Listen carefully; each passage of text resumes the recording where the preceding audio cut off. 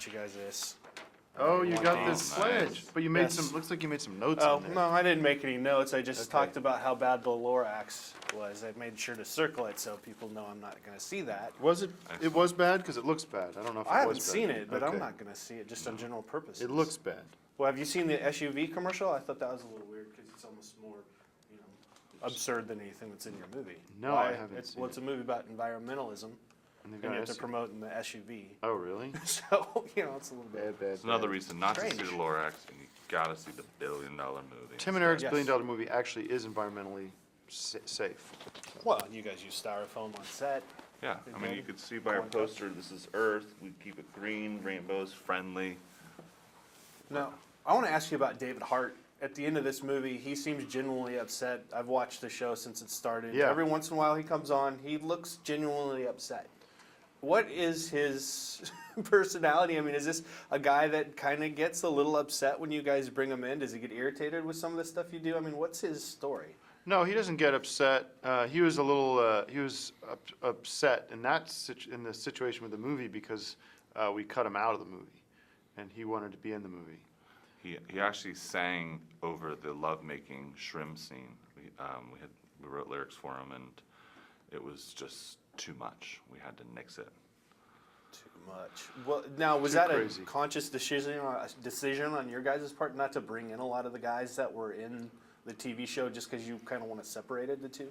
No, not. I mean, we filled parts where it felt appropriate to have those people from the show in the movie.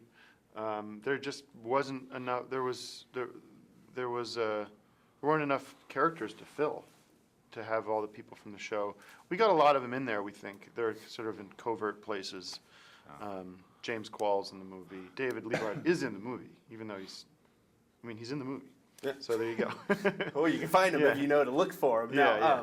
Two Horses, I came out of the theater singing that, stuck in my head. I know you wrote the song, right? Yes. Now, just by coincidence, I went home that night, and my girlfriend and her friend decided they wanted to watch Fear.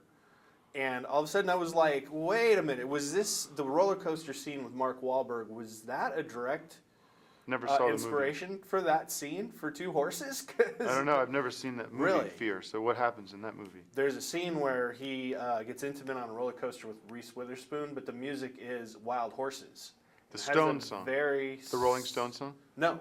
Oh. I forget who sings it, but it has a very similar sound. And it's, Wild Horses. And I thought maybe you guys were inspired by that scene. No, these aren't wild horses. They're two horses. No, I know, you They're changed just it. regular horses. I didn't change anything because I've never seen that movie. I don't know what you're talking about. I guess you wouldn't have changed it. Now, I want to know, people who are well-versed, I guess, in the backstory of Run, Ronnie, Run, which is kind of a similar situation with you guys bringing a show to us. I want to know, in talking with Bob and David, did you get any insight into how to not go about bringing a TV show into the movies? Because they had a lot of problems getting that in front of people, and I mean, eventually it just wound up, direct to DVD, and no one saw it for a long time. Yeah, I mean, they had a lot of problems, cutting the movie as well.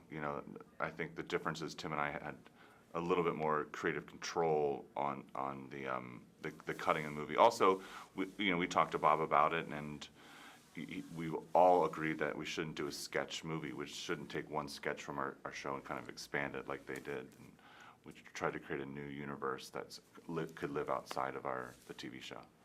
Well, and to me, it really falls in line with what Weird Al did with UHF back in the day, because it kind of has a similar setup. I mean, was that another movie you guys looked to, or not at all? Yeah, we definitely we're fans of that movie when we were younger, and thought about that and Brain Candy and the Python movies and all that history. So yeah, we kept those in mind, and but also just tried to make a movie we wanted to make, and tell the story we wanted to tell. Okay, sounds good. Thanks, man.